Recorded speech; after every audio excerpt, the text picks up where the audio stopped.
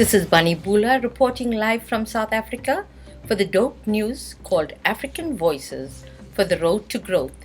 The coronavirus has stopped us all in our paths, putting a pause on our daily day-to-day activities. One such activity is travel and tourism. The industry is at a standstill, but that does not mean innovation for survival is dead. With our show, we want to understand the journey of these trailblazing industry leaders, from their past journeys to the present situation, and of course, the roadmap to tomorrow's growth. So join me on this interesting journey as we move across the various African countries to learn, explore, and empower the voices of Africa as they set into survival mode to revive and reinvent to a whole new normal. Joan is the country manager for Kenyan Airways in Djibouti. Joan's role is driving sales for the country to exceed all the budgeted objectives and working with key stakeholders in the market and, of course, seeking new business opportunities. Joan's been working in the airline industry now for the last couple of years and also being involved in the hotel industry. Tell me a little bit about the last 2 years. What has it been like in Djibouti and some of the highlights of your work? All right. To start with, for the past 2 years, I've been, of course, with Kenya Airways as a country manager. I'd say that we are in a very fierce market with heavy competition, as other big airlines operate here as well, such as the Ethiopian Airlines, Fly Dubai, Emirates, and Qatar, and so on. So Kenya Airways as well has been in a challenging position for the past 2 years. We were actually, in a way, reducing our flight frequency in Djibouti. So I'd say for the past 2 years until now to date, it was we were operating at 3 flights per week. This came with a big change in the market, of course, because people are originally used to having daily flights. So all of a sudden, with the change of 3 flights weekly, it was also difficult for the customers, and we had to really work hard to regain their confidence, regain confidence for them to travel with us again, and also to reposition ourselves differently. This meant to talk more of our unique services, which is the in-flight services that we offer, as well as the connectivity via Nairobi, because now we were focusing on offering a direct product rather than via Addis, because before our flights were going via Addis. So once we thought of how to reposition ourselves, and this is how we were regaining back loyalty of our guests. So the past 2 years, I can say, has been quite challenging, but we were really persevering, and eventually we were getting there, because now we got back the loyalty. We're even gaining new customers. Corporate became a big part of our daily clients as well, because we have the IGAD office that has the headquarters here. We have also the UN that have different offices here, and they often go on mission. And this is, of course, through Djibouti. So it was also quite a good market for us. Tell me a special moment in the last 2 years that you feel so excited about being involved in the airline industry. In the last 2 years, being excited, I'd say, is part of what we've been doing is bringing in customers or bringing in the corporate clients to Djibouti, as this is an important part of Djibouti's market. There are several events being held here, several major meetings being held here, and having participated at that as an airline was very interesting. So you're saying that business tourism is now growing and developing in the last 2 years in Djibouti? It was growing and developing prior to the pandemic, yes. Okay. That's very, very good, because then you have the foundation set for it. When you bounce back, your business travelers will definitely be coming back. Yes. All right, Joan, let's now talk about the present. We started 2020 with hopes and dreams, and suddenly the world stopped. So tell me, how has COVID affected Djibouti and the airline industry? I'd say first it came to a surprise to us once we had the now we are moving to lockdown. Automatically, the first thing, we were actually among the first African countries to implement full lockdown. So as of 18th of March, already our international flights were suspended. Then from there also, movement around the city was also minimal. So this, of course, affected a lot of markets. And in terms of the airline industry, definitely, because if we are not moving, there are no passenger flights, there's no more travel, then there's nothing much we are doing. So I'd say economically, there's been a huge impact. In terms of small businesses as well, it's difficult because since there was no one moving around, then of course small businesses had to close down for some time. And has the government assisted the airline industry in any way in Djibouti during this difficult times? The government has been very supportive. To start off, they recently introduced what we call a compensation program, which helps employees and employers in the private sector to get compensated in terms of, for example, if an employer has a certain number of employees, they could apply for compensation for the span of the next 3 months, where the government would contribute 30% of gross salary for their employees. So they are more or less assisting financially to help both any private sector businesses continue to persevere despite the pandemic. So in the case of airlines, this is for us, and as well as the hospitality industry. So tour operators, travel agents, hotel and restaurants as well are part of this. That's quite positive, because at least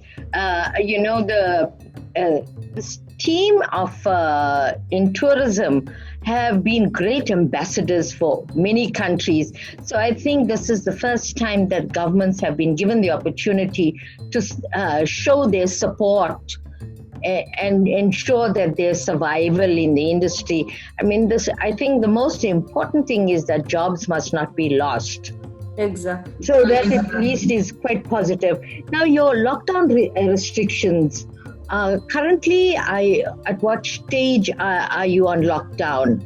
We are actually on partial lockdown because we lifted from 17th of May our lockdown. So what we have is all administration offices are open, construction companies are open, general public establishments are open, except of course for schools. We have the restaurants will be opening soon as of 15th of June. We have as well hotels will be opening at the end of this month. But for the airline industry, we still have a long way to go because they issued a decree recently saying that most likely we'll open the airspace around September. So would that be for domestic flights also in Djibouti? Yes. But we don't really have much of domestic flights. It's more of international. Yeah. But flights into the neighboring countries, do you think, can you see like regional flights? Will that open up a little bit sooner? It all depends also on seeing how other countries are also operating, because if other countries are also not lifting their travel bans, then also Djibouti more or less is stuck. But if we see, for example, Ethiopia is maybe allowing international passengers to come in, then of course maybe they'll consider re-amending the date. Yeah. Well, perhaps now with Tanzania opening up all the international flights, that might influence or Yes. encourage the government in thinking in that line? Yeah, definitely. No. Okay, Joan, let's talk about the future now. What do you think travel is going to be like in the future for the airline industry? I think it would be quite slow to start with, because of course now traveling is considered more of a health risk. People are still having that fear, or there's a pandemic still present with us. Is it really worthwhile traveling or not? So I think we really need to give the message that travel is still possible and we can do it in a much more safer way, and that us as airlines are taking precautions and we are taking safety as a priority for all our passengers. So I think it will be a matter of us portraying the right message to our customers so that they can be willing to travel again. What type of travelers do you think are going to be traveling on your airlines? I believe to start off, it would be people who have been far away from home for a long time. So this would be more of the category called VFR, which is family and friends. Of course, in this case, in Djibouti, it would be the diaspora community or foreigners who have been working here for a long time who would wish to go back home. Also, Djiboutian citizens working in other countries would want to return back in Djibouti. So I think this would be the first type of clientele we will have. Then from there, of course, slowly other groups. Have you commenced with any repatriation flights for Djibouti residents that are living in different countries to bring them back to Djibouti? Yes, there has been, not necessarily with Kenya Airways, but with the local carrier. They've been bringing a few of their citizens out there back to the country. But it's still a long way to go because it's only still a one-off flight. But I'm sure once we resume to the normal passenger flights, there will still be more opportunity for this. And now, with these passengers coming in, does the quarantine apply to them? Definitely. Part of the decree issued recently says that, of course, once passengers come in, they will have to be quarantined. There's also the idea of having rapid tests at the immigration area. So, of course, you'll have people being tested for COVID-19 prior entering the country. And then from there, it's either self-quarantine or quarantine at a government facility. And has your airline thought of or is planning any steps in how you're going to be marketing for MICE groups or larger groups that will be coming to Djibouti? We are still thinking about that, though now MICE is still a bit sensitive because, of course, with the new technology present, people would prefer virtual meeting rather than physically going to a destination. So we really need to think about what can get organizations to take that initiative to have their participants travel to a destination, for example, coming to Djibouti for a meeting. So maybe we need to look at partnering with hotels or more or less partnering with hotels so that we can get a through rate for customers to come in and travel and have a meeting in place. I think, Joan, technology is going to play a very important part of our lives in the near future, but still it can't replace the actual tourism touch and feel and of a place. So they will return, the tourists will definitely return, or the adventure seekers that are interested in the world, they will definitely come to visit Djibouti. Can you just elaborate a little bit on your safety and security procedures in the airlines, in the airports? What are you all implementing or planning to implement so that your clients can feel safe and secure? They know that this is a country that they're coming to for their next holiday. All right. In Djibouti, already we started with different measures. Like now, it's mandatory for everyone to wear a mask. Establishments have also been asked to put out hand washing devices at the entrance and the exit of their premises.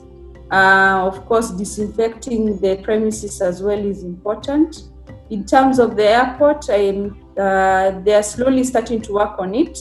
And this will be also having social distancing, meaning they're placing different floor logos to initiate social distancing. Of course, sanitizing is a priority.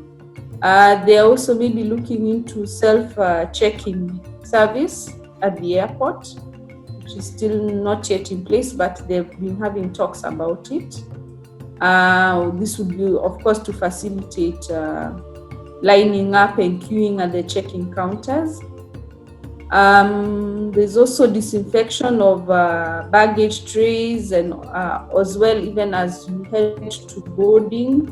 So we still have a long way to go, but I think these are the major initiatives that they're taking so far.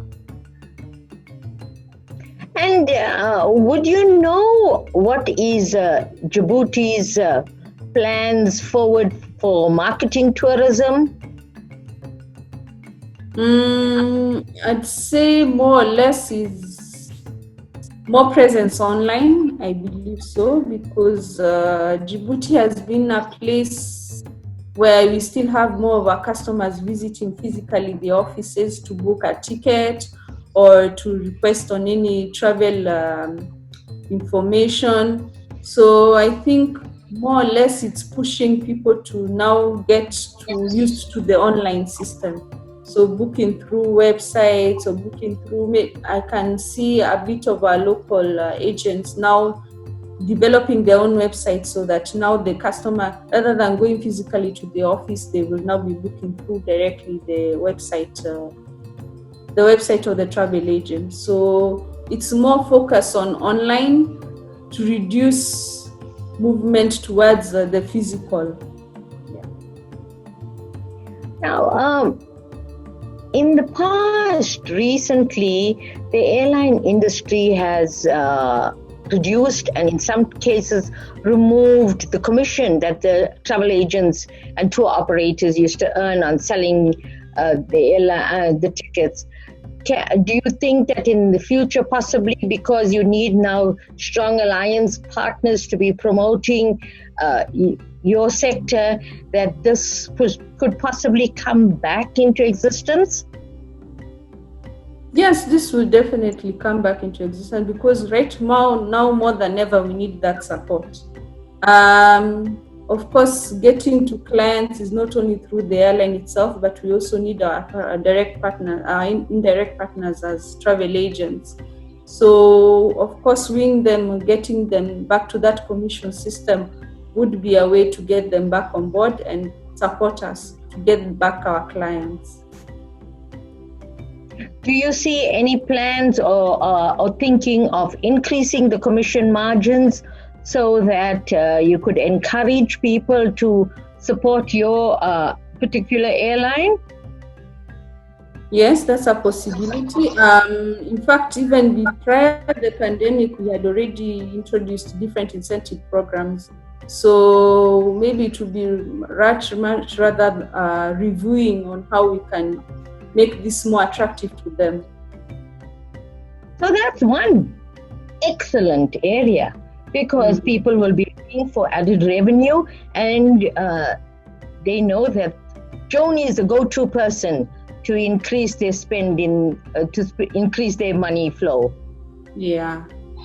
Well, in closing, Joan, what is your message to the travel industry, your agents in Djibouti, and your prospective clients? I'd say my message to all our relevant partners and stakeholders is rather that we need to stay positive and look forward. This is just a downtime that will, of course, eventually pass. So we really need to think at this time more positively and focus on the future.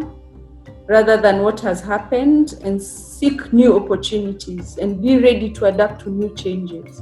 Because of course with the pandemic, now we have a new normal rather than what we had in the past. So I'd say it's positive thinking and forward focusing. Very wise words, very wise words. It just states that happiness is an attitude. We either make ourselves miserable or be happy and strong. The amount of the work is the same. And that applies totally to you. I can see it on the glow on your face.